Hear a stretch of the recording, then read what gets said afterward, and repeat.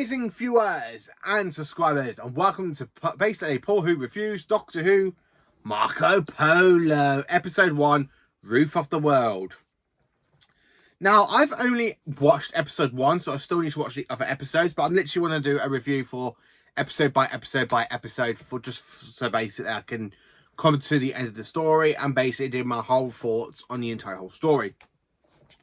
A bit like another sci-fi guy, because when he was watching stories he hasn't seen before, he was reviewing like parts 1, part 2, part 3, part 4, and then basically did like a overhaul sort of thing on the stories.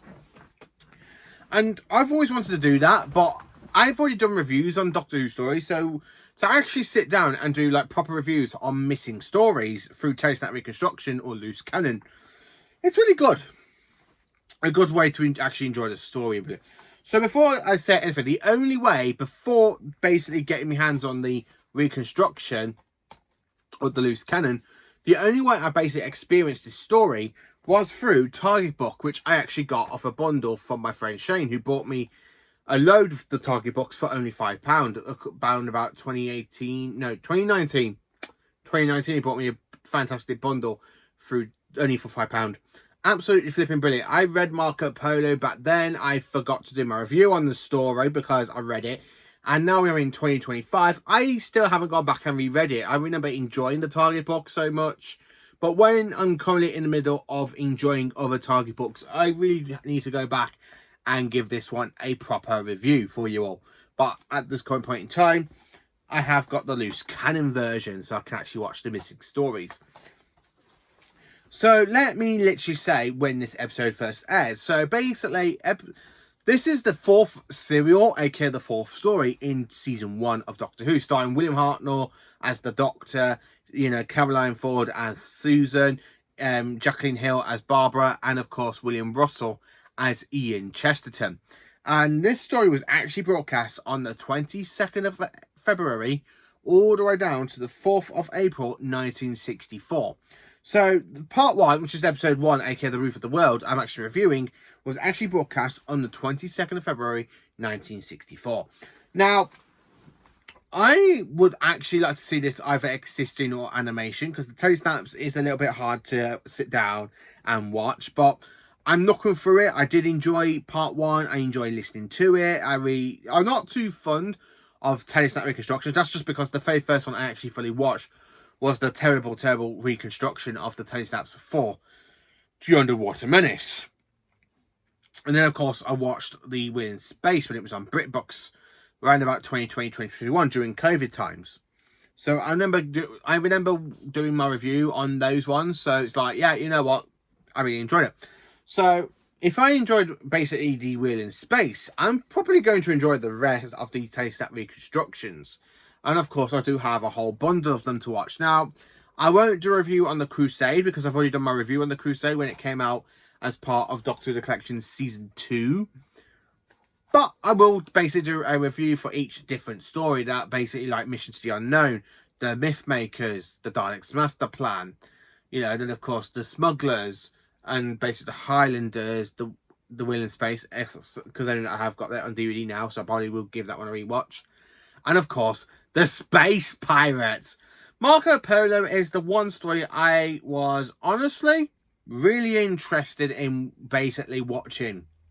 Because I love the Target book, but the Target book is so different. It's not basically, when they literally read the Target book, it's basically in the, it's like a diary from Marco Polo. Not basically like it's coming through the Doctor's point of view or from somebody else's point of view. It's always the way they took it. It's like Marco Polo's diary.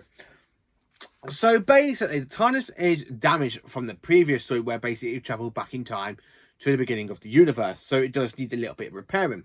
And of course, it lands in Parama Mountains of the Himalayas in 1289. Now, if I have said that wrong, I do apologise. It's just I have a learning difficulty and I do struggle saying like big words. So when the TARDIS team literally come out, which is basically the Doctor, Ian and Barbara and Susan, they come across the travelling caravan of Marco Polo, which he then mistaken the TARDIS to be basically a caravan himself. So the TARDIS does get described as a caravan, which really frustrates me as a Doctor Who fan, because it's like, how can you basically say the TARDIS is a caravan? As a Doctor Who fan, it's like, I'm really enjoying this first episode, but that's just an insult, calling the TARDIS a caravan. I'm very, very insulted by that bit. That bit really did insult me. I have to say, it really did insult me. So basically, you got Marco Polo, who is basically travelling to go and see the Emperor Khan. I am going this from my notes as well, by basically what I'm reading. So basically, Emperor Khan is basically in China. And Marco Polo is actually in the Himalayas. So they are travelling very, very slowly to China to go and see the Emperor. Now, when they literally come across the Doctor and his companions, they do not get on straight away with Marco Polo, even though the Doctor's there, like, eating and he's crying and enjoying himself. But Marco Polo does want to go and see the TARDIS. And, of course, you kind of have a good conversation between Ian and Marco Polo. You can't get in because only the Doctor has a key. Only the Doctor knows how to work it. Then I will take this to the Emperor. I'm there thinking, right, okay, so one, you're insulting me by calling the TARDIS a caravan. Two, you really are not listening to Ian and Barbara and Vicky, well, Ian and Barbara and Susan and the Doctor. Now, when you get to the finale part of episode 1, when you hear the Doctor arguing with Marco Polo, I'm literally sitting there clapping my hands because I'm like, yep, that is the true First Doctor. The First Doctor would basically argue your face off. Boom, the First Doctor was actually like that. So I did enjoy part 1. Part 1 is like a good setup to the rest of the story. I mean, I cannot wait to go and watch episode 2, 3, 4, 5 and 6 and 7. So yeah, this is a 7-parter. It's so different, basically, where you had like 40 episodes of 60s Doctor Who. Then when you come to New Who, you've got, like, for say season 1 and 2 for Shooty, aka season 14, 41, you've got 8 episodes. So basically, when you got a series that's like 8 episodes, and then you come across a serial like this, it's just like one big massive serial. It's like one big massive story, ain't it? So that's one thing about Doctor Who these days. It's really, the episode count has really, really knuckled down. It's got a lot worse since after Series 12. Because Series 12 went down from... Because if you think about it, Series 1 to 7, it went down to 13. It was 13 episodes. Then, of course, Series 8, 9 and 10, it went down to 12 episodes. Then Series 11, 12... went down to 10 episodes, and then Flux came out and it was only 6 episodes. And now you basically gone back up to 8 episodes. So yeah, it's kind of, New Who's kind of gone from 13 episodes straight down, where if you look back at the stories from like the time Marco Polo was airing, you had 40 episodes of Doctor Who per year. That's a big, big way for me to look at the modern Who and go, I wish we had more episodes. Bring back classic Who style, 25 minutes per episode, you get more stories. But yeah, anyway about that. So yeah, Marco Polo, episode 1, Roof of the World. I really enjoyed it. I think it's a good setup. I really enjoyed the argument between the Doctor and Marco Polo. The thing that really didn't stop me was basically Marco Polo calling the TARDIS a caravan. So, Marco Polo, episode 1, The Roof of the World. I'm going to have to rate this one bang outside 10 out of 10. Because I really did enjoy it. It's definitely a 10 out of 10. And at this current point in time, it is an A+. The story might go down a lot, but it depends by the time I get to the 7 episodes, which I really did enjoy. So I am quite looking forward to seeing the rest of the episodes. I mean, literally, for a story that has several different episodes as part of one story. I mean, episode 1 is basically The Roof of the World. Episode 2 is the Singing Sands. Episode 3 is literally the 500 Eyes. Episode 4 is the Wall of Lies. Episode 5 is Ride to Shangtia.